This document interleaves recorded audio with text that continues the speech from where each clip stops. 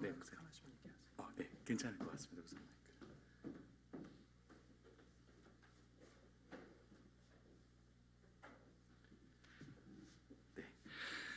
네, 안녕하세요. 반갑습니다.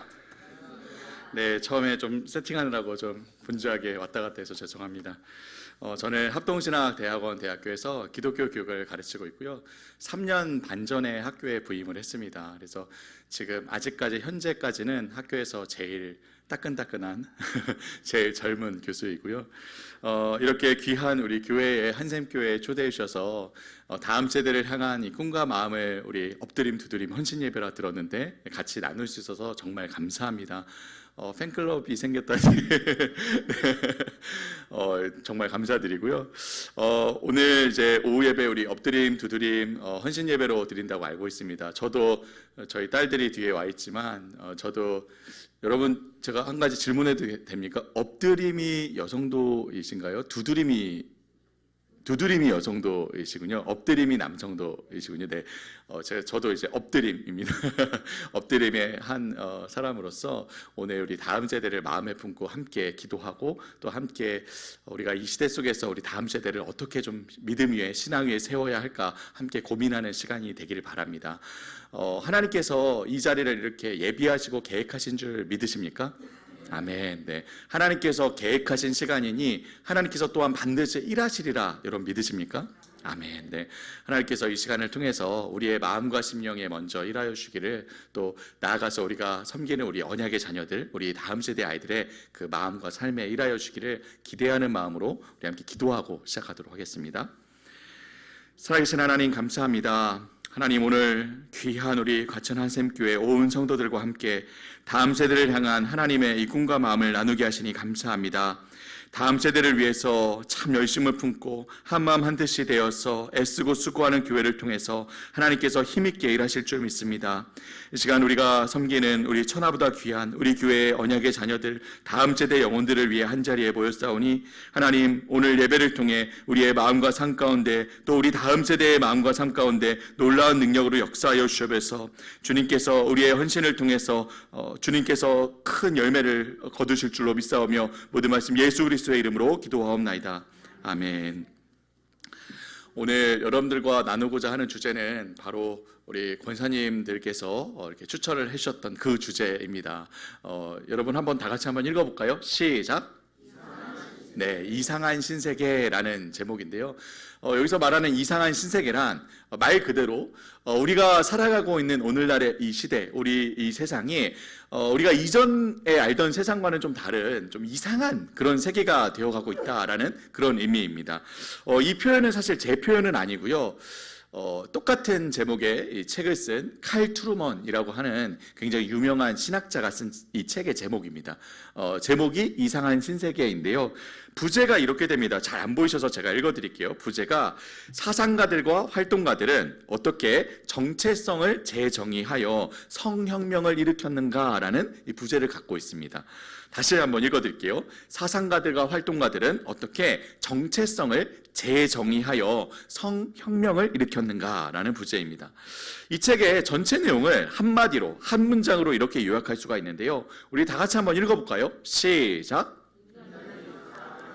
자아가 성애화가 되고 성이 정치화되었다. 네, 이게 무슨 말일까요? 뭐 인간 자아, 뭐 성 정치 서로 전혀 연관성이 없는 단어들인데 어떻게 한 문장으로 연결되어 있을까? 우리가 그걸 오늘 좀 짧게 살펴보려고 합니다.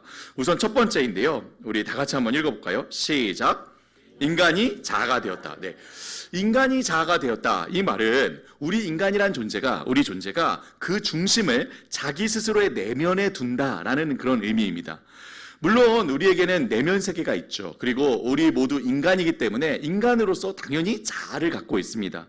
하지만 본래 성경적인 의미에 의하면은 우리 자아는 오직 하나님과의 바른 관계에서만이 제대로 이해될 수 있었습니다. 따라서 신학자인 존 켈빈은 이렇게 얘기를 했죠. 우리 다 같이 한번 이 켈빈의 이야기를 한번 읽어보겠습니다. 시작. 지식의 근거에서만이 비로소 인간을 네, 당연하죠. 우리를 만드시고 지으시고 다스리시는 하나님을 아는 그 지식이 있어야만 비로소 그 하나님 안에서 우리 인간이란 존재를, 나라는 존재를 종합적이고 균형적이고 바르게 잘 알 수가 있는 것이죠. 그런데 오늘날 우리 세상은요, 하나님은 끊어내버리고 하나님은 배제시켜버리고 오직 나의 내면에 내가 원하는 자아를 각자 추구하고자 한다는 것입니다. 오롯이 나 자신에게만 충실하겠다는 것이죠. 그래서 모든 나의 생각과 감정과 모든 행동을 객관적인 진리가 아닌 나의 정신과 내면에다가 끼워 맞추겠다는 것입니다. 결국 누구도 나를 방해할 수 없는 나만의 성을 쌓아가겠다는 것이죠. 여러분, 이러한 관점의 전환으로 인해서요, 사람들은 더 이상 자기 자신한 존재를 다른 사람들과의 관계 속에서 또 이 세상과의 관계 속에서 궁극적으로는 하나님과의 관계 속에서 보지 않습니다. 그럼 어떻게 되었을까요?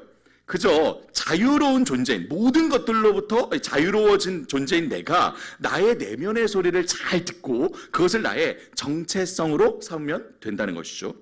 이런 관점에 의해서 이 교육은요, 더 이상 이 넓은 세상에서 우리가 마땅히 우리 아이들에게 가르쳐야 할 바들을 잘 가르쳐서 그 마음과 삶을 형성시키는 일이 아닙니다. 그것이 교육이 아니라는 것이죠.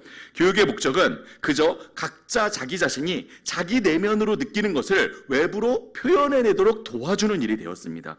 그래서 실제로 우리 학교나 이 사회가 우리 아이들을 잘 가르치고 교육시켜야 한다기보다는 그저 아이들의 갖가지 다양한 느낌과 생각과 이 다양한 모든 것들을 온전히 표현하고 발휘하도록 도와줘야 한다.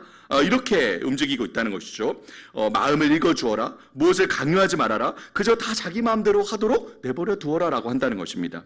이러한 관점에서 성장은 더 이상 인격과 성품이 자라나 개인의 욕망은 절제하고 희생하고 섬기는 덕성을 갖추는 일이 아닙니다. 그럼 뭐가 성장이냐?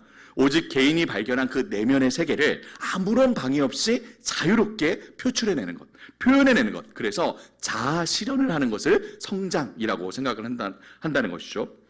여러분, 우리는 이러한 우리 시대의 변화된 관점을요, 주위에서 너무나도 쉽게 발견할 수 있습니다. 우리 아이들이 옛날부터, 어렸을 때부터 즐겨보는 이 디즈니 또 픽사 애니메이션들 여러분 다 아시죠? 저도 어렸을 때부터 아이들이랑 이 애니메이션들을 많이 봤는데요. 이 애니메이션들의 실제 대사를 제가 한번 읽어드릴게요. 뭐라고 하느냐? 행복은 네 안에 있는 거야. 뭘 생각하고 고민해. 그냥 느끼면 돼.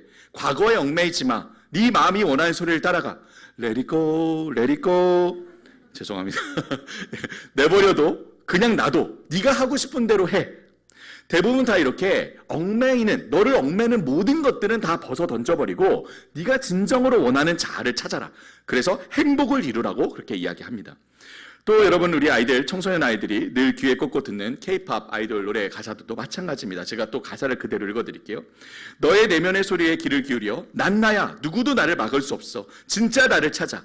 인생은 오직 한 번뿐이야. 네가 하고 싶은 것을 해. 난 절대 끌리지 않는 것에 끌려가지 않아. 내 방식대로 내 마음대로 살 거야. 이게 다 노래 가사입니다, 실제. 이러한 우리 시대의 정신이요, 모든 매체들, 영화나 드라마, OTT 시리즈물, 광고, 유튜브 영상 등등 모든 미디어에서 반복해서 끊임없이 우리 마음에, 우리 다음 세대의 마음에 쏟아지고 있죠. 여러분, 이러한 자아에 대해서 변화된 시각을 가리켜서 이 버클리 대학의 사회학자인 로버트 벨라라는 교수는 이렇게 이야기합니다. 저를 한번 따라해 주시겠습니까? 표현적 개인주의라고 하는데요. 표현적 개인주의에 대해서 로버트 벨라 교수는 이렇게 얘기합니다. 우리 다 같이 한번 읽어보겠습니다. 시작. 개인주의는 각 사람이 개별성을 실현할 수 있으려면 반드시 밝히거나 표현해야 하는 감정과 직관의 핵심이라고 주장하는, 무슨 말입니까? 지금까지는 우리가 생각하고 느끼는 것들이 있어도 그것들을 다 표현하고 살지 않았습니다. 나보다 큰 세계 속에서, 주위 사람들과의 관계 속에서 나를 이해하며 비록 내 안에 들어온 어떤 생각이나 느낌이 있어도 그것들을 다 발현하고 표현하진 않았다는 것이죠. 물론 때로는 우리의 내면이 이런 외부 세계와 갈등을 겪습니다.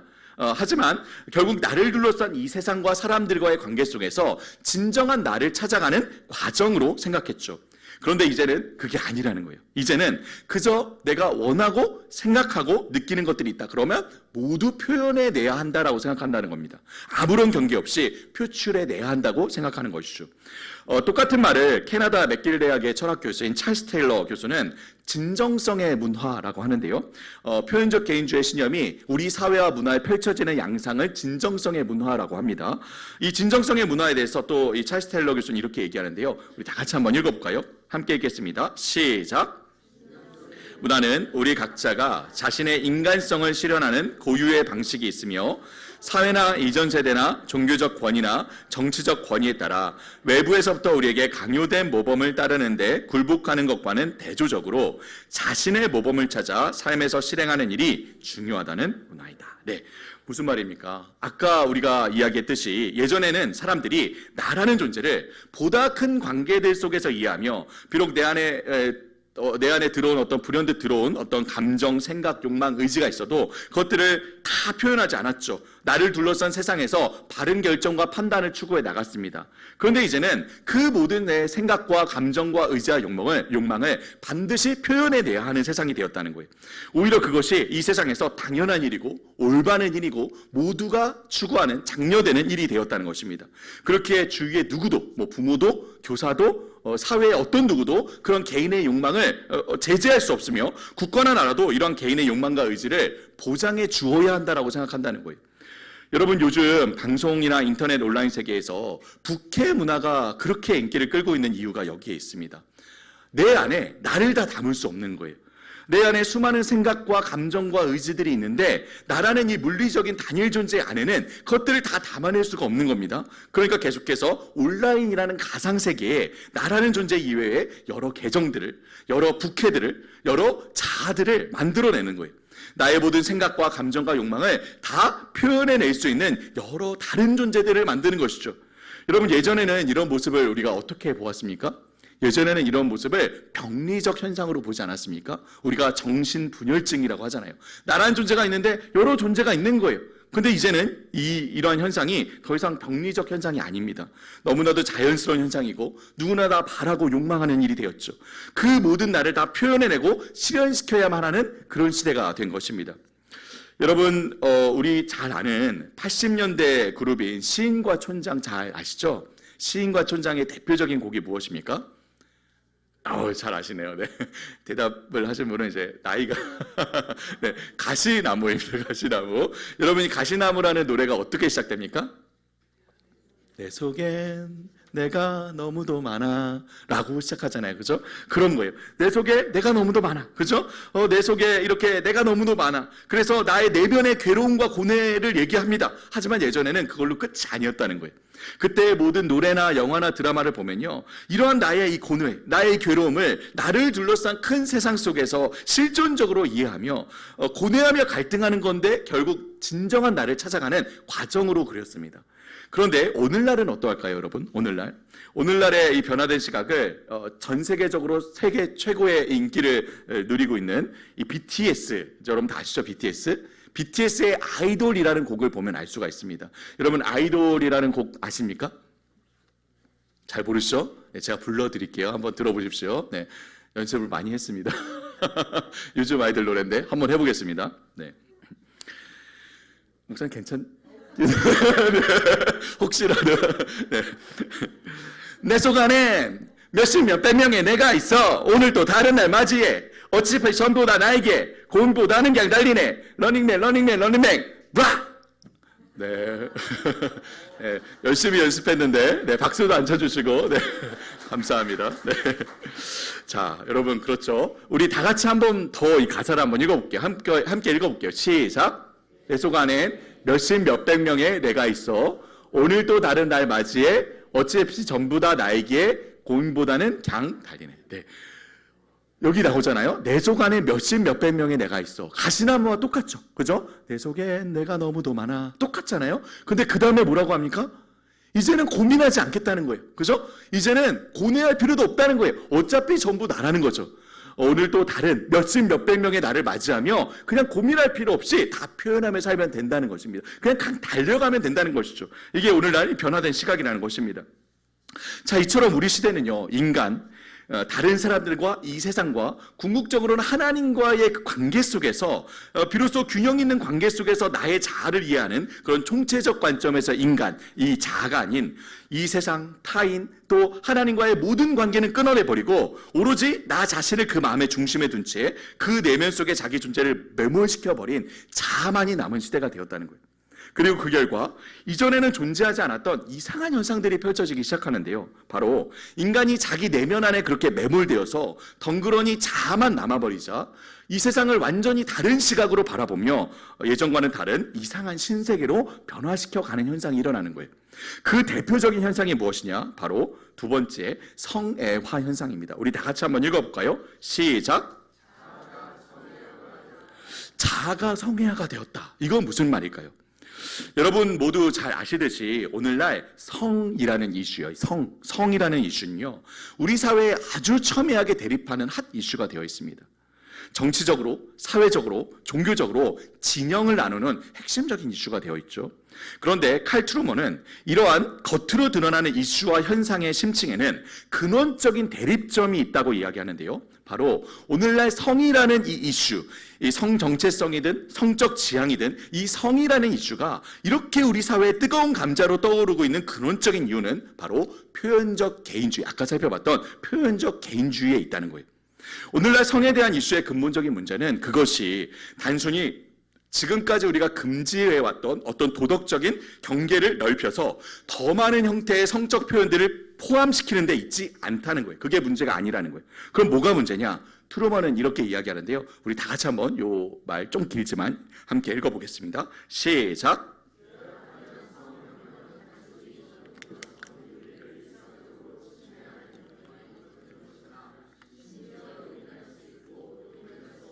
성행동의 경계를 적당히 확장하는 것을 의미하지 않는다. 그보다 성혁명은 성윤리의 개념 자체를 전면 거부한다. 그리고 이러한 사실을 이해하려면 우리는 성혁명이 표현적 개인주의의 특징을 매우 선명히 나타내는 현상임을 이해해야 한다. 개인의 내면 정체성을 성적 욕망을 기준으로 혹은 성 정체성을 기준으로 정의되기에 진정한 인간이 되기 위해 이 성적 욕망, 성 정체성을 실행하는 일을 여러분 무슨 말입니까? 경계선을 넓혀가는 것이 문제가 아니라 경계선이 아예 사라져버린 것이 문제라는 거예요. 없어졌다는 거예요. 성이라는 이슈에 대해서 그것의 진심이라면, 그것을 원한다면 모든 것이 다 괜찮은 세상이 되었다는 거예요. 표현적 개인주의 아닙니까? 그죠? 자신이 진심으로 욕망하는 것이라면 무엇이라도 표현시키고 실현시켜야 한다. 이 표현적 개인주의 신념을 뿌리로 해서 성혁명이 일어났다는 것입니다. 그렇게 이제는 단지 무엇이 옳고 그르냐, 혹은 어떤 행동을 우리가 허용시키고 금지시킬 것인가가 기준이 아니라는 거예요. 그럼 뭐가 기준입니까? 해당 당사자가 그것에 동의하느냐 마느냐, 그것에 진심이냐 아니냐가 기준이 되어버렸다는 거예요.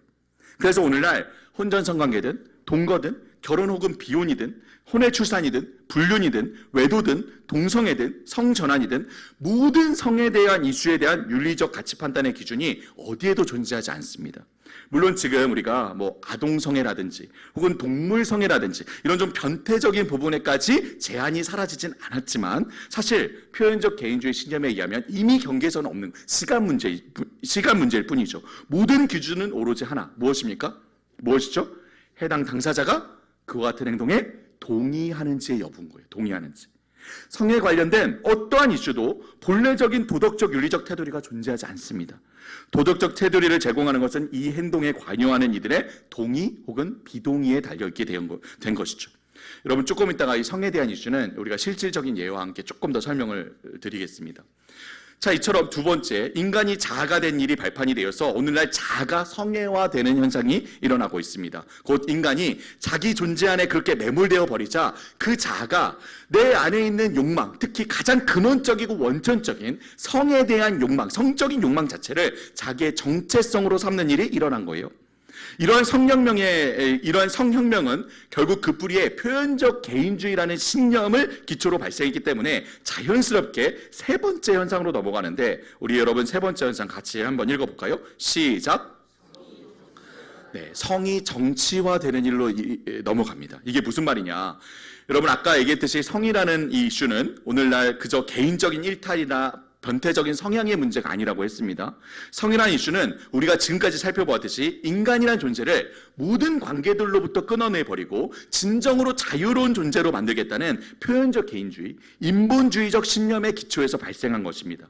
이 이념과 신념을 세상에 투영시키고 실현시키기 위해 성이라는 이슈를 캐치프라이즈로 삼았기 때문에 자연스럽게 성혁명이 일어나는 거예요.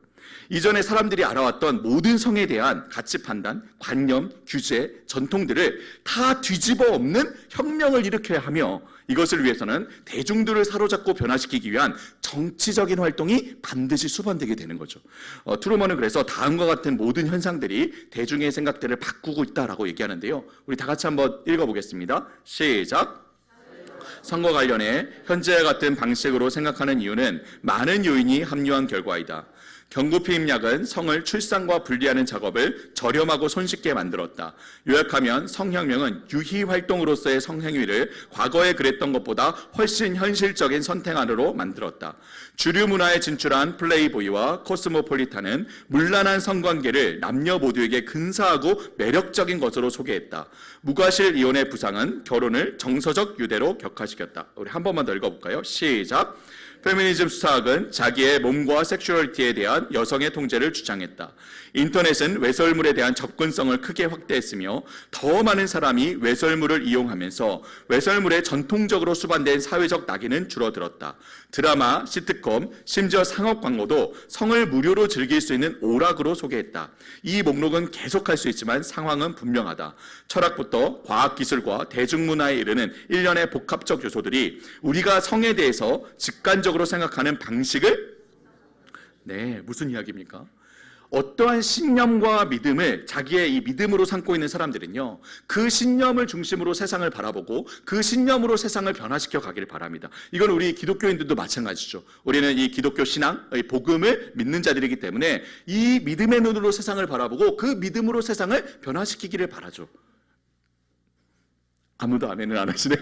네, 안 그러십니까, 여러분? 아멘이시죠? 네, 그렇죠.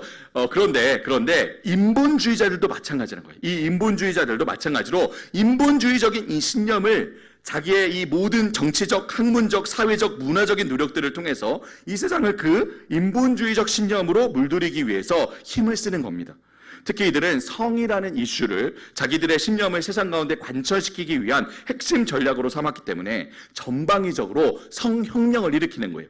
과학과 기술, 학문, 교육, 정치, 경제, 미디어, 문화, 상업, 광고 등등 전방위적인 모든 활동들을 통해서 기존에 생각해왔던 모든 성에 대한 관점을 직관적으로 완전히 변화시켜가는 혁명을 일으키고 있다는 것이죠.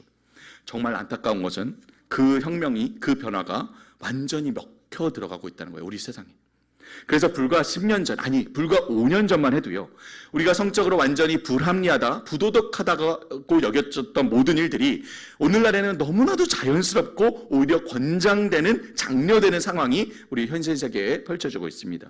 우리가 알게 모르게 이전과는 완전히 뒤바뀐, 말 그대로 이상한 신세계가 되어가고 있다는 것이죠. 이러한 뒤바뀐 변화가 학문과 교육, 정치, 경제, 미디어 등등 사회 전체에 급속도로 퍼지고 있는 중이죠. 특히 이 세속적 인본주의자들, 이들이 자신의 신념을 사회 속에 관철시키고자 핵심 전략으로 삼은 분야가 있습니다. 이런 무엇일까요? 이런 무엇이라고 생각하십니까?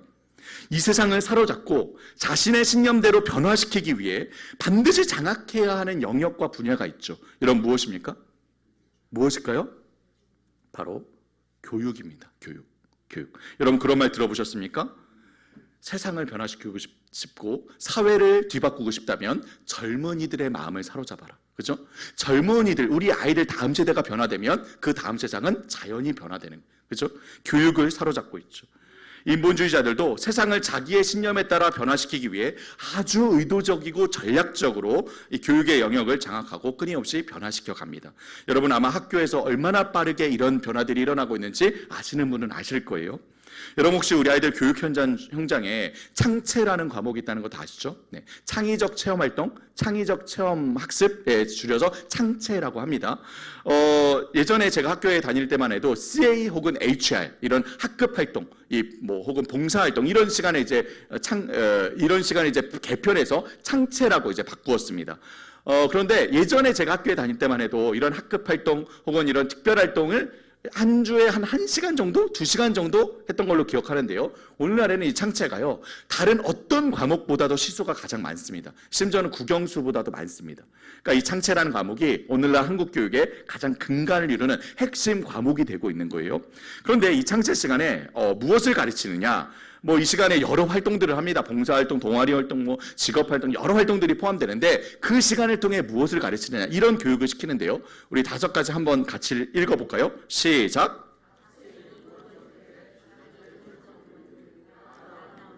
비판의식 교육, 환경보호, 생태교육, 네, 이런 교육들을 시킵니다. 여러분 딱 이 이름을 보니까 여러분 어떤 게 느껴집니까? 이 이름들 보시면 정확하게 아시겠죠? 바로 우리 시대의 그 신념, 자기중심적인 표현적 개인주의 정신을 그대로 가르치는 거예요. 내 생각, 내 느낌, 내 판단, 내 결정, 모든 사안들에 대해서 내가 가장 중요하다, 내가 중심이다, 이렇게 가르치는 겁니다. 다른 사람이 나에게 어떤 생각이나 느낌을 강요할 수 없다, 어떤 판단이나 결정을 대신 내려줄 수 없다, 모든 것은 내가 스스로, 자기가 결정하도록 내가 스스로 결정하는 것이다. 이런 내용들을 고스란히 배우고 가르칩니다. 여러분 어디에서 이런 교육이 들어와서 우리 한국 교육 속에 자리 잡고 있는 걸까요? 한국 교육은 대부분 서구의 교육을 그대로 따라오죠. 미국과 유럽 등등이 서구의 교육에 이전에는 없었던 새로운 3가지의 교육이 근간을 이루고 있는데 여러분 함께 읽어볼까요? 시작! 정치교육, 생태교육입니다. 이 교육을 정리해서 말하자면 이렇게 볼 수 있는데요. 자, 보십시오. 이 교육은 결국 자기 자신, 나를 중심으로 해서 나 자신과의 관계, 다른 사람들과의 관계, 그리고 이 세상과의 관계를 세우고자 하는 그런 교육입니다. 성적 자기결정권을 중시하도록 해서 자아 정체성을 키우는 교육이고요. 성교육이고요. 선동가들을 분별할 수 있도록 비판의식을 심는 정치교육이고요.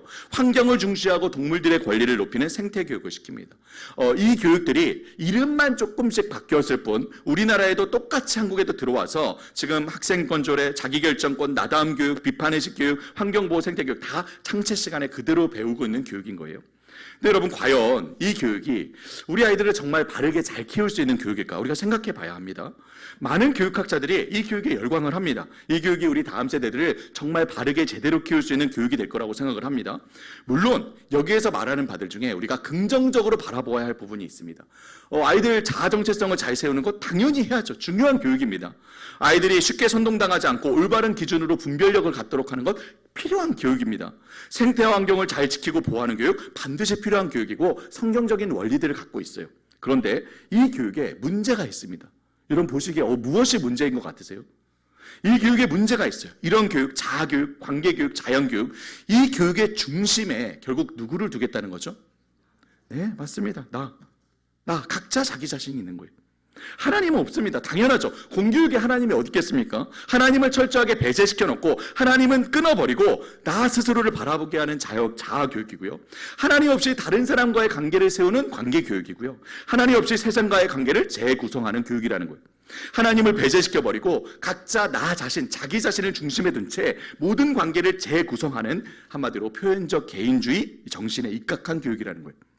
우선 성교육이요. 이 성교육이 왜 자아정체성 교육이냐? 아니 성교육은 성교육이지 성교육하고 자아정체성하고 무슨 관계가 있습니까? 무슨 연관이 있을까요? 아까 전에 얘기하지 않았습니까? 성교육, 각자 자기 자신의 어떤 욕망과 욕구라도 특히 성적인 욕구죠. 제한 없이 마음껏 발산하도록 해주어야 비로소 건강한 자아가 형성된다라고 가르치는 교육이 성애화로 자아 정체성을 키우는 교육이라는 것이죠. 두 번째, 정치교육이요. 아니 정치교육은 정치교육이지 왜 정치교육이 관계교육이냐? 그렇게 관계를 가르치는 겁니다. 어떻게 해요? 다른 사람과의 관계에서 누구도 나를 선동하지 못하도록 가르치는 거예요. 철저하게 비판의식을 갖고 판단하도록 가르칩니다. 어떤 권위도 인정하지 않고요. 모든 외부의 소리는 철저하게 비판하도록 나 스스로 모든 판단의 주체이자 기준이 되도록 가르치는 거예요. 여러분 요즘은 아니죠. 예전에 우리 초등학교 아이들 사이에 유행했던 유행어 여러분 아십니까? 어쩔 TV, 저쩔 TV, 안물, 안궁, 뇌절, 쿠로로 뺑뽕 이런 말 아세요 여러분? 어쩔 TV 무슨 의미입니까? 무슨 뜻이죠? 어쩔 TV? 어쩌라고. 저쩔 TV? 저쩌라고. 안 물어봤어. 안 궁금해. 뇌절? 몰라. 내 맘대로 살 거야. 뭘 뭐라 그래. 여러분, 왜 아이들 사이에 이런 말이 유행할까요? 그게 우리 시대 정신인 거예요. 안 듣겠다는 거야. 안 물어봤다는 거예요. 어쩌라고 저쩌라고 내 맘대로 하겠다는 거죠. 그죠? 여러분, 끝으로 생태교육이요. 겉으로는 굉장히 고상합니다. 환경을 보호하자, 생태를 지키자. 맞죠? 환경을 보호해야 합니다. 그런데 왜 환경을 보호해야 된다고 할까요? 왜 생태를 지켜야 된다고 할까요? 여러분, 이 환경보호 생태교육에서 계속해서 반복해서 나오는 표현이 있습니다. 아마 여러분 스타벅스에서 커피를 마실 때 이 얘기가 계속해서 나올 텐데, 바로 지속 가능한 미래, 지속 가능한 사회입니다. 여러분, 왜 환경과 생태를 보호해야 됩니까? 그래야 지속 가능하기 때문이죠. 그래야 우리가, 결국엔 내가 이 환경 파괴와 기후변화로 인한 멸종을 면하고 지속적으로 생존할 수 있기 때문입니다. 결국엔 내 생존을 위해서 환경을 지키고 이 생태를 지켜야 된다고 얘기하는 것이죠. 결국 생태교육도 겉으로는 고상하지만 이기적인 동기로 나온 생각이라는 거예요. 여러분, 그런데 우리는 생각해 봐야 합니다. 하나님 없이 정말 올바른 자아 정체성을 세울 수 있을까요?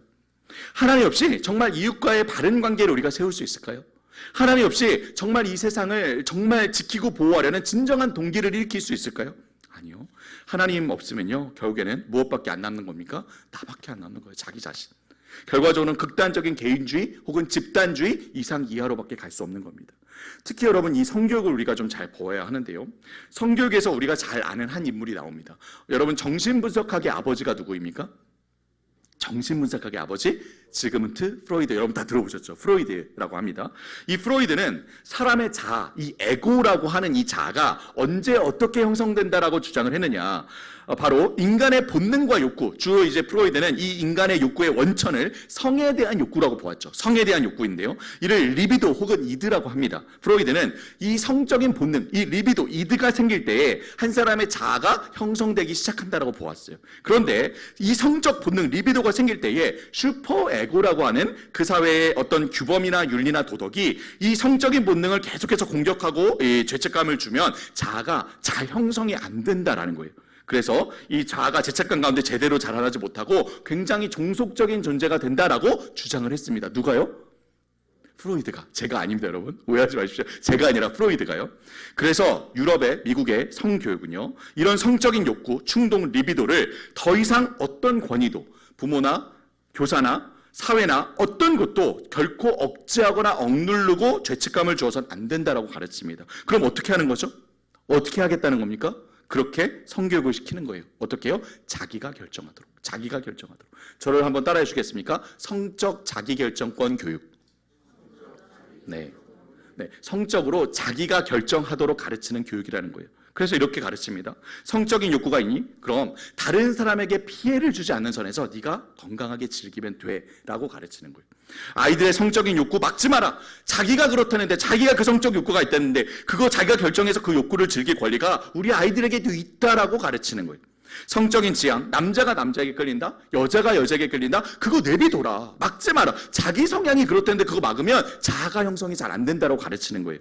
물리적으로 주어지는 우리의 성별과 그 이후에 자기가 인식하는 성별은 다른 것이라고 얘기합니다. 여러분, 우리가 물리적으로 주어지는 성별을 영어로 뭐라고 합니까? 영어로 섹스라고 합니다. 그죠? 근데 자기가 인식하는 성별, 자기가 생각하는 성별, 새로운 용어를 만들어냈죠. 여러분 들어보셨어요? 젠더라고? 그죠? 새로운 용어를 만든 거예요. 원래 섹스라는 단어가 있었어요. 미국의 모든 공문서에 성별, 섹스라고 다 써져 있었어요. 그런데 지금은 다 바뀌었습니다. 젠더라고 써져 있고, 옛날에는 섹스, 그래서 메일, 피메일, 남자, 여자 이렇게 선택하게 돼 있었어요. 근데 지금은 젠더라고 써져 있고 공란이로 비어 있습니다. 자기가 쓰는 거예요. 자기가. 그죠? 네. 여러분, 얼마 전에 제가 텔레비전 프로그램을 보았는데 의사 선생님들끼리 나와서 이제 얘기를 나누는 그런 이제 프로그램이었어요. 근데 그분들이 나와서 그렇게 말하더라고요. 이제 더 이상 성전환 수술이라고 하지 말아야 된다.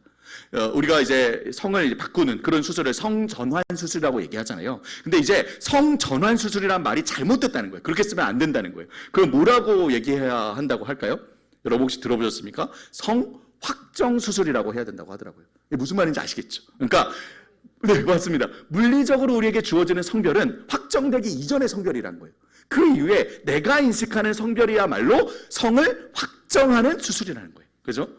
그러니까 내가 인식하는 성별이 내 성별이라는 거죠. 물리적인 성별이 아니라. 여러분, 이것이 우리 지금 눈앞에 다가오고 있는 현실입니다. 이미 학교에서 유치원, 초등학교 저학년부터요, 이런 교육들이 점점 늘어갑니다. 학교에서 교육과정을 끊임없이 개편하고 교육하면서 이 시행령들을 내려보내면서 이런 교육이 불과 몇 년 사이에 우리에게 굉장히 가깝게 깊숙이 들어와서 우리 아이들이 지금 이런 교육을 실제로 학교에서 받고 있는 거예요. 창체 시간에, 또 윤리 시간에, 가정 시간에 이런 교육을 받습니다. 여러분, 아이들 혹시 학교나 지역 도서관에 가보셨나요?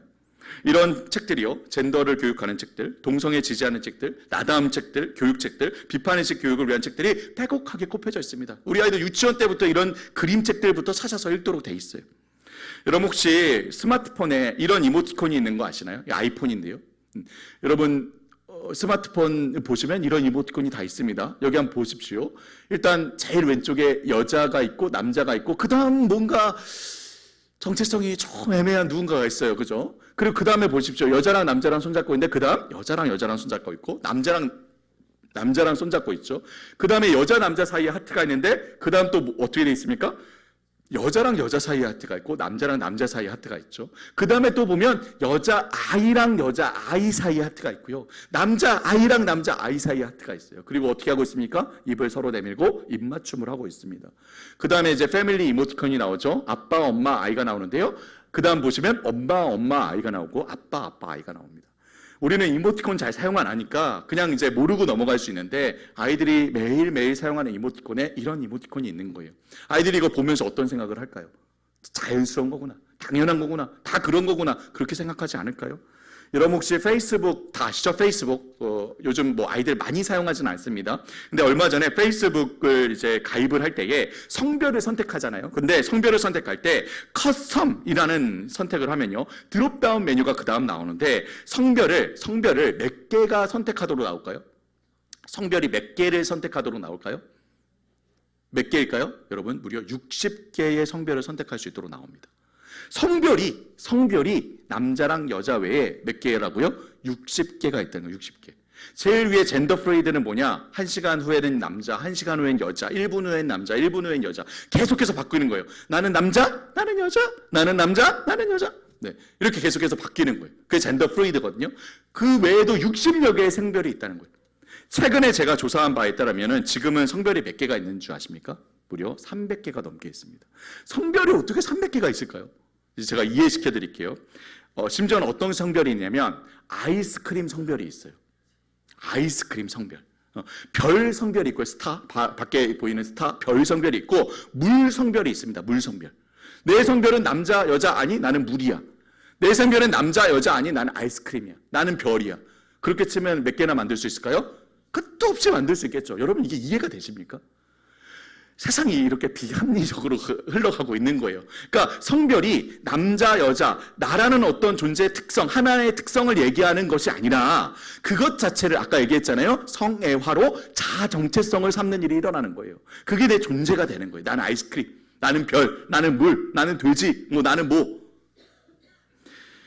여러분, 최근에는 또 이렇게 바뀌었습니다. 최근에는 이 한국 페이지죠. 오른쪽에 잘 보이시는지 모르겠는데, 여기 보면 남성, 여성을 선택할 수 있고, 그리고 직접 지정을 할 수 있게 돼 있고요. 그리고 이제는 드롭다운 메뉴도 없어요. 이제는 그냥 쓰게 돼 있어요. 나는 아이스크림이에요, 나는 별이에요, 나는 물이에요, 이렇게 쓰게 돼 있고요. 그 다음에 보면 메뉴가 하나 나오는데 뭐라고 돼 있냐? 여러분 보십시오. 남성 생일을 축하해 주세요, 여성 생일을 축하해 주세요, 여러 명 생일을 축하해 주세요라고 나와요. 이게 무슨 의미입니까? 아니, 성별을 선택하는데 생일 축하랑 무슨 관련이 있을까요? 무슨 의미일까요? 저는 아무리 생각해도 이렇게밖에 이해가 안 되는데요. 뭐라고 이해가 되느냐? 나는 지금까지 남자였는데 이제 나는 여자가 되었어요. 그러니 새롭게 거듭난 나의 존재를 축하해 주세요. 나는 여자였는데 남자가 되었어요. 새롭게 거듭난 나의 생일을 축하해 주세요. 나는 이제 아이스크림이 되었어요. 나는 이제 별이 되었어요. 나는 물이 되었어요. 새로운 나의 존재의 생일을 축하해 주세요. 그런 말 아닐까요? 그런 의미 아닐까요? 여러분, 이런 영향들이요, 우리가 알게 모르게 우리 아이들에게, 우리에게 너무나도 가깝게 다가와 있어요. 여러분, 지금 여러 대학들에서 남녀 구별이 없는 모두의 화장실이 늘어나고 있다는 거 아시죠? 물론 우리가 좀 소외되고 약간 장애가 있는 분들을 위한, 모두를 위한 편리하게 사용할 수 있는 화장실이 있어야죠. 근데 맨 위에 보면 어떻게 돼 있습니까? 여자, 남자, 그 중간에 누가 있죠? 한쪽은 치마, 한쪽은 바지, 누군가 있는 거죠. 그죠? 그러니까 구별이 없는 거예요. 남녀 구별도 없고 모든 성을 가진 300개의 성을 가진 모두가 함께 이용할 수 있는 화장실이 대학가에선 늘어나고 있습니다. 여러분, 한 시민단체에서 했던 캠페인입니다. 뭐라고 돼 있느냐? 나는 섹스하는 청소년입니다. 자신의 욕망과 감각을 인식할 수 있는 대안적 성교육, 청소년 우선 모집, 나는 섹스하는 청소년입니다. 이런 캠페인을 해요. 시민단체에서. 여러분 혹시 우리 K-팝 가수 중에 라이오네세스라는 그룹이 있다는 거 아십니까? 다 처음 들어보셨죠? 라이오네세스라는 K-팝 가수가 있어요. 근데 이 가수의 특징은 게이들로 이루어진 그룹입니다. 게이들. 동남아 지역에서는 아주 최고의 인기를 구가하고 있는데요. 그 노래 가사가 이렇게 됩니다. 다 같이 한번 읽어볼까요? 이 노래 가사. 시작. 내가 나로 사는 곳, 자정의 게이클럽은 마이 홈, 세상을 구하는 걸로 치면 내 맞선임은 지저스, 나한테 저부터 게이로 살게 됐어. 내 주께서 정했어. 이게 노래 가사예요. 노래 가사. 그죠? 여러분 또 TV 프로그램 중에 이런 프로그램이 있다는 거 아세요? 메리퀴어 남의 연애. 여러분 우리 잘 아는 연애 버라이어티 프로그램 아시죠? 그런 이제 연애 버라이어티 프로그램인데요. 특징이 있습니다. 남의 연애는 여기 보니까 누구만 있죠? 남자들만 있죠. 남자들의 연애라는 뜻이에요. 남자들의 연애. 그러니까 연애 결혼 버라이어티를 하는데 남자들끼리 나와서 연애를 하는 거예요. 메리퀴어는 뭘까요? 메리퀴어는 매우 복잡합니다. 설명도 할 수가 없어요. 성을 전환한 남자랑 연애하고, 성을 전환한 여자랑 연애하고, 성을 전환한 남자랑 성을 전환한 여자랑 연애를 하고, 아무튼 매주 바뀌어요. 매 회마다 바뀝니다. 여러분 이런 프로그램들이 우리 한국에서 방영하는 프로그램. 마지막으로 제일 충격적인 것은요, 정말 아이들, 심지어는 초등학교도 들어가진 않는 아이들이라도 성적인 욕구가 있다. 그럼 그거 인정해 주어야 한다고 가르칩니다. 어린아이들도 스스로 성적인 욕구를 즐길 수 있는 권리가 있다라고 가르치는 거예요. 여러분 이 사람은 미셸 푸코라는 현대 철학의 왕이라 불리는 사람입니다. 현대 철학의 뿌리를 놓은 아주 유명한 철학자이죠. 근데 이 사람은 지금 죽었는데 이 사람이 살아있을 때에 이 미셸 푸코의 동료 철학자인 기소르망이라는 사람이 이 미셸 푸코가 살아있을 때 무덤가에서 소년들 한 6세에서 한 8세 정도 되는 소년들과 함께 성관계를 했다는 사실을 폭로를 했어요. 돈을 주고. 우리는 이렇게 생각하죠. 이 나쁜 놈. 우리 순진한 아이들을 어떻게 그럴 수 있어? 나쁜 놈. 그런데 이 사람들은요, 이게 결코 잘못되고 악한 행동이 아니라 오히려 매우 정의롭고 선한 행동이라고 생각합니다. 왜일까요? 그게 자기 신념이거든요. 이 사회에 성적인 억압으로부터 눌려있는 우리 아이들을 내가 성적으로 해방시켜서 자유를 부여해 주겠다는 거예요. 이게 이 사람들의 신념인 거예요. 그래서 그 신념이 실제로 자기의 삶으로 드러나는 것이죠. 혼전의 청소년 어린이도 성관계 괜찮다는 거예요. 동성애 괜찮다는 거예요. 성전환하는 거 괜찮다는, 소아성애 괜찮다는 거죠. 여러분 거기까지만 갈까요? 아니요. 기준이 사라졌기 때문에 더 나아갑니다. 다음 한번 볼까요? 네. 여러분 보십시오. 2마리 고양이와 결혼한 여성이 나오고요. 심지어는 쿠션하고 사랑에 빠지고 데이트를 하고 결혼식을 올립니다. 쿠션하고. 그리고 신혼여행을 가는데 쿠션 그냥 안고 가면 되잖아요. 그죠? 근데 굳이 옆자리 비행기 티켓을 또 사서 거기에 쿠션을 안 치고 같이 가는 거예요. 여러분 이게 오늘날 현실에서 일어나고 있는 일이에요. 기준이 존재하지 않습니다. 다 각자 자기 스스로 결정하는 것이죠. 각자 내면에서 추구하는 성적인 정체성, 욕망하는 성적 지향, 끝도 없이 어디까지 갈지 모르는 거예요. 여러분 이게 그저 우스운 이슈 혹은 개인적인 몇몇 일탈 정도의 문제가 아닙니다. 제가 이런 내용을 한 교회에서 이렇게 세미나를 했는데, 세미나가 끝나고 나서 한 장로님이 저한테 오셔서 이렇게 말씀하셨어요. 그 장로님은 서울의 어떤 곳에서 이제 학원을 크게 운영하시는 분인데요. 그 장로님이 자기 학원의 어떤 초등학교 5학년짜리 여자아이가 자기에게 했던 말이 이해가 됐다는 거예요. 이제 뭐라 그랬느냐, 그 여자아이가 뭐라 그랬냐면, 선생님 저는요 저희 방에 어떤 한 면을 너무 좋아해요. 그래서 제가 거기에다가 원하는 것들 다 거기다가 걸어놓고 붙여놨어요. 너무 좋아해요. 여기까지 문제가 없습니다. 뭐 자기 방의 벽을 좋아할 수 있죠. 뭐 특별히 더 좋아할 수 있죠. 그런데 그 다음이 문제예요. 그 다음에 얘가 뭐라고 하느냐. 그래서요, 선생님 저는요 결혼 안 하고 제 벽이랑 결혼해서 평생을 살 거예요 라고 얘기했다는 거예요. 우리나라 초등학교 5학년 여자애가. 그러니까 좋아하는 감정이 있을 수 있죠. 근데 그 좋아하는 감정은 어떻게 삼는 겁니까? 성적 대상화 삼는 거예요. 왜 이렇게 생각할 거예요, 아이들이? 그 좋아하는 감정과 그것을 성적으로 대상화 삼는 것을 구분하지 못하는 거예요. 왜 이렇게 돼 있을까요? 왜 이렇게 될까요? 사회가 그렇게 만드는 거예요. 아이들을 그루밍하는 거예요. 아이들이 뭔가 혼동스럽고 혼란스러울 때에 너 혹시 남자인데 여자 아니야? 너 혹시 여자인데 남자 아니야? 너 성을 바꾸면은 그러면 네 마음의 혼란을 잠재울 수 있을걸? 너 그 벽을 좋아하니? 너 그 벽을 정말 사랑하는 거 아니야? 이렇게 그루밍하는 거예요. 사회가 아이들을. 여러분, 우리는 결코 겉으로 포장된 어떤 이야기만 듣고요, 그럴듯하게 들리는 이야기에 수긍해서는 안 됩니다.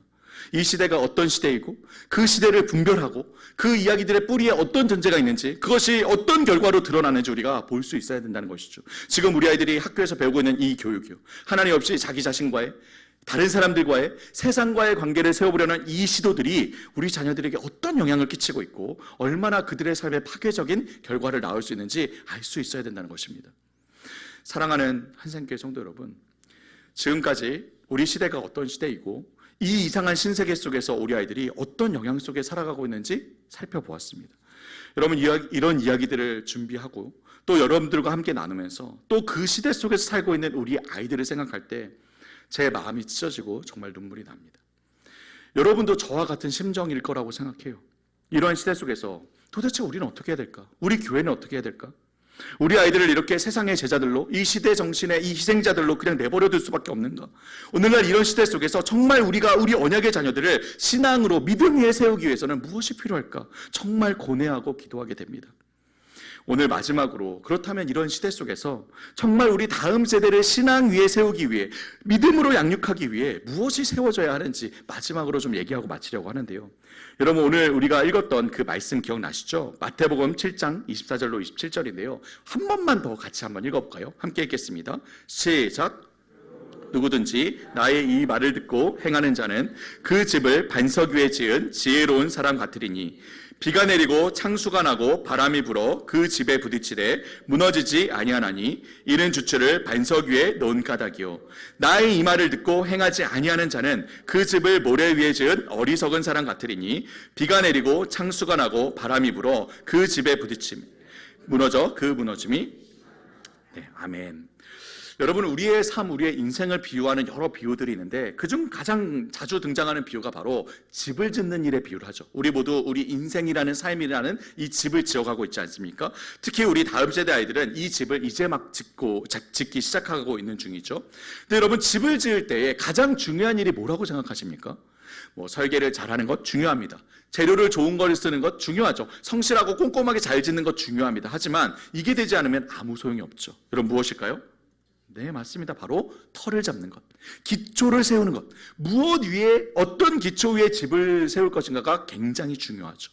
집을 기가 막히게 궁궐같이 화려하게 지어도요, 이 집 터를 잘못 잡으면요 아무 소용이 없습니다. 계속해서 집안이 흔들리고 얼마 못 가서 와르르 무너져 버리고 말겠죠. 하지만 작은 집을 짓더라도 흔들리지 않은 굳건한 터 위에, 기초 위에 집을 세워놓으면 10년이 지나도 20년이 지나도, 아니 여러분, 이 유럽에 있는 고저택들 다 아시죠? 100년, 200년, 수백 년이 지나도 결코 무너지지 않습니다. 여러분, 우리가 방금 읽었던 이 마태복음 7장 24, 27절 똑같은 말씀을 하고 있죠. 어떤 사람은 집을 반석 위에, 흔들리지 않는 기초 위에 세웠습니다. 그랬더니 아무리 비바람이 몰아치고 폭풍이 불어도 절대로 무너지지 않았죠. 그래서 여러분, 이런 사람을 뭐라고 합니까? 성경이 지혜로운 사람이라고 하죠. 지혜롭다, 지혜롭다. 그런데 어떤 사람은 집을 모래 위에 지었습니다. 그랬더니 처음에는 멀쩡해 보였는데 비가 내리고 홍수가 나고 창수가 나자 대번에 와르르 무너져 버렸죠. 그래서 이런 사람 뭐라고 합니까? 어리석다, 어리석은 사람이라고 합니다. 여러분, 우리 자녀들의 삶도 마찬가지라는 것.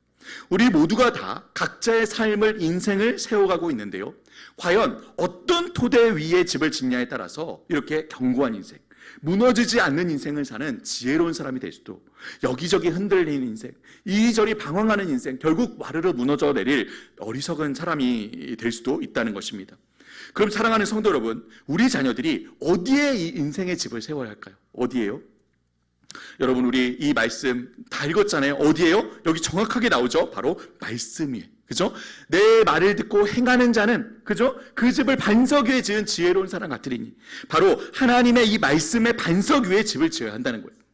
여러분 정말 당연한 이야기지만요, 하나님께서는 우리를 또 우리 자녀들을 결코 자기의 그저 욕심과 욕망을 쫓아서 토대 없이 이리저리 방황하다가 결국 무너져버린 인생을 살도록 만드시지 않으셨습니다.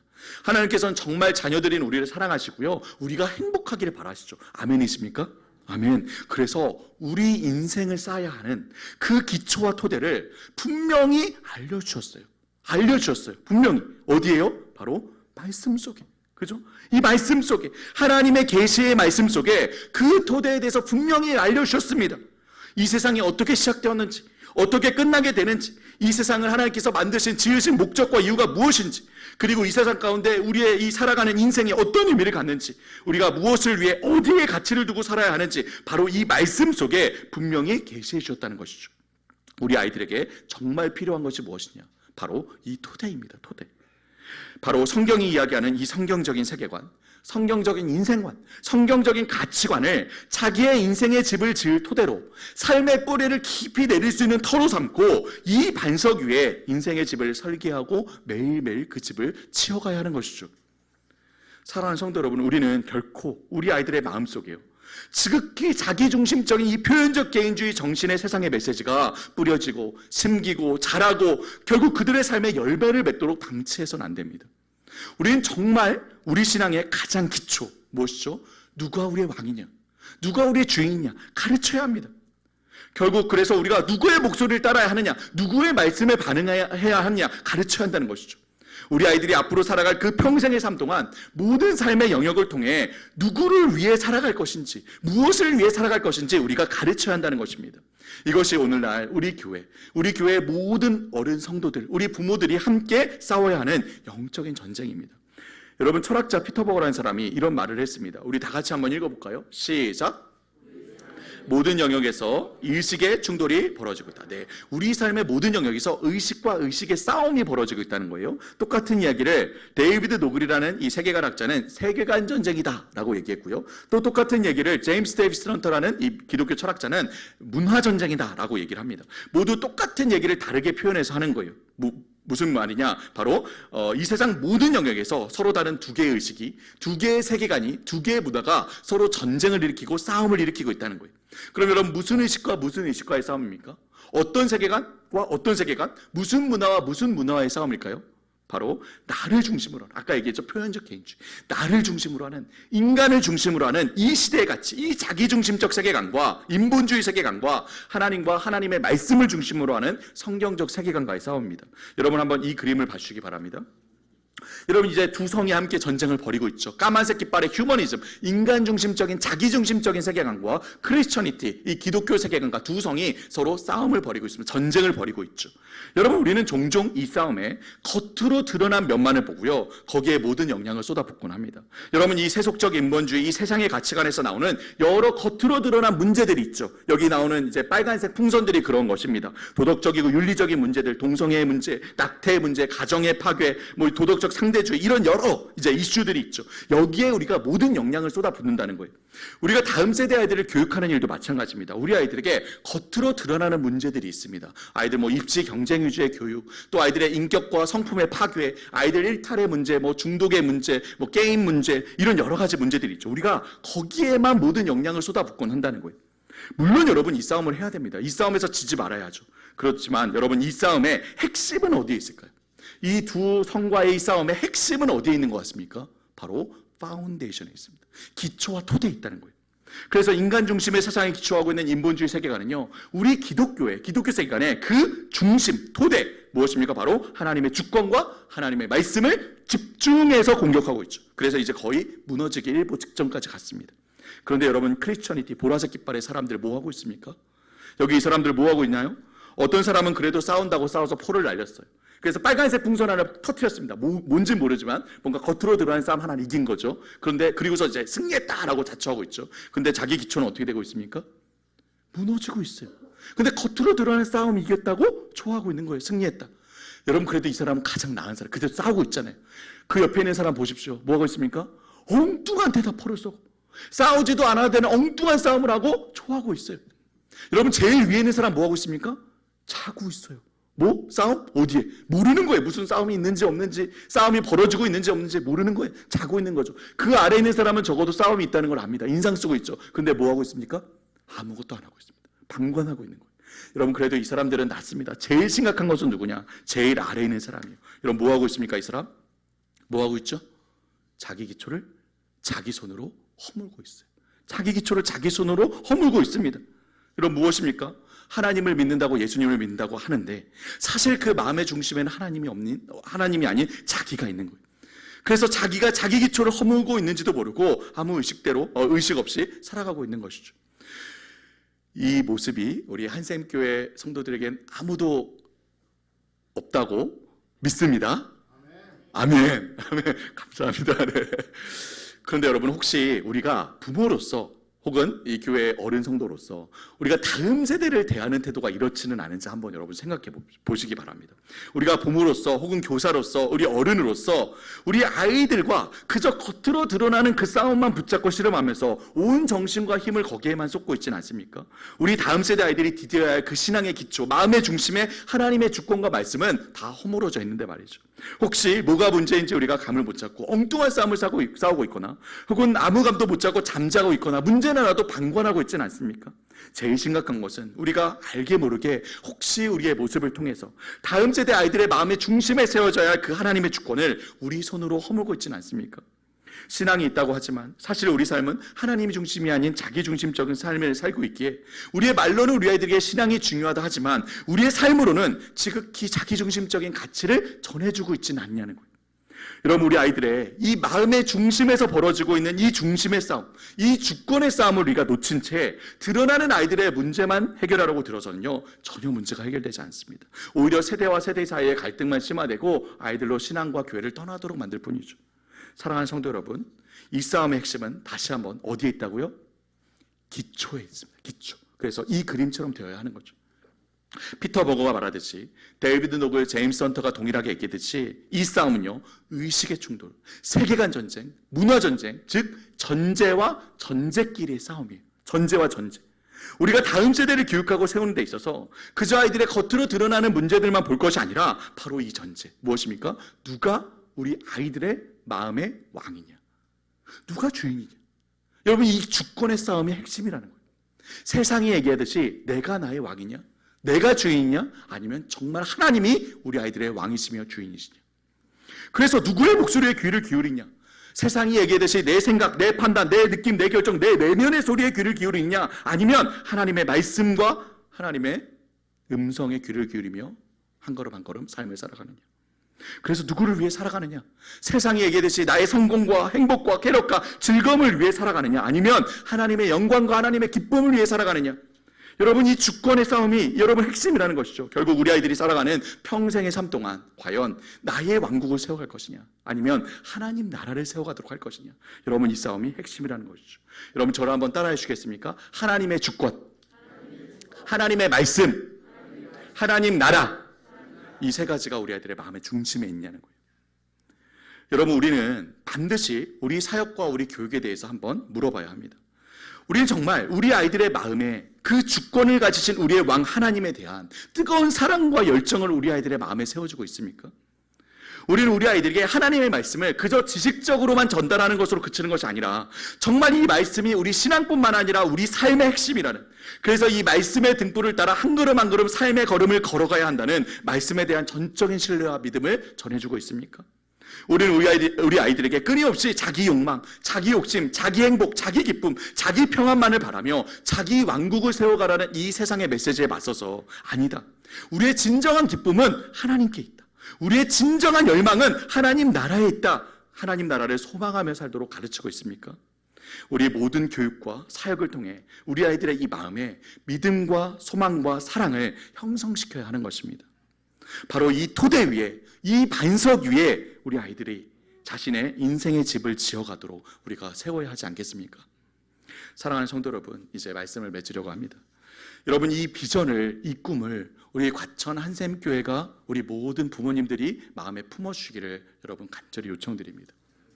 우리에게 하나님께서 맡기신 우리 언약의 자녀들, 우리가 정말 이러한 꿈과 이 하나님의 꿈과 비전을 품고 가르치고 세워서 이 세상 가운데, 이 지역 가운데 파송하는 교회가 되기를 축복합니다. 여러분, 우리가 우리 자녀를 언약의 자녀라고 하지 않습니까? 언약, 누구와의 약속입니까? 누구와의 약속이죠?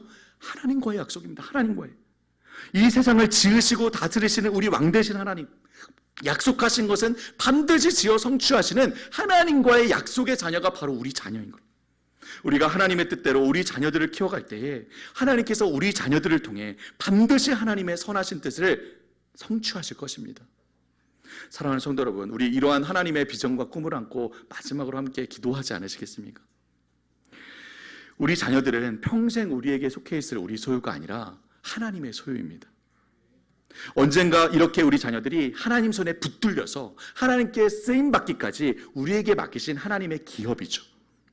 하나님께서 이스라엘 백성의 각 가문과 가족들에게 땅을 기업으로 이렇게 맡겨주시지 않습니까?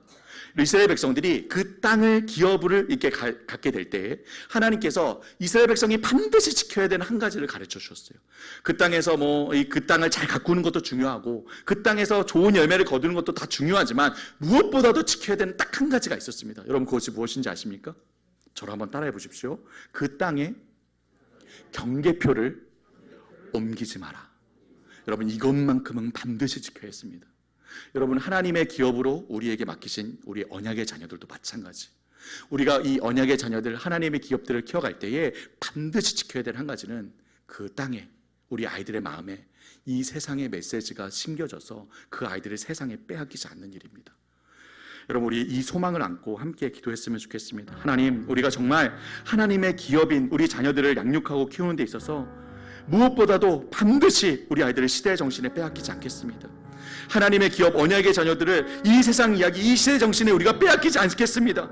우리가 깨어서 우리 자녀들의 마음에 하나님의 주권과 하나님 말씀과 하나님 나라를 새기겠습니다.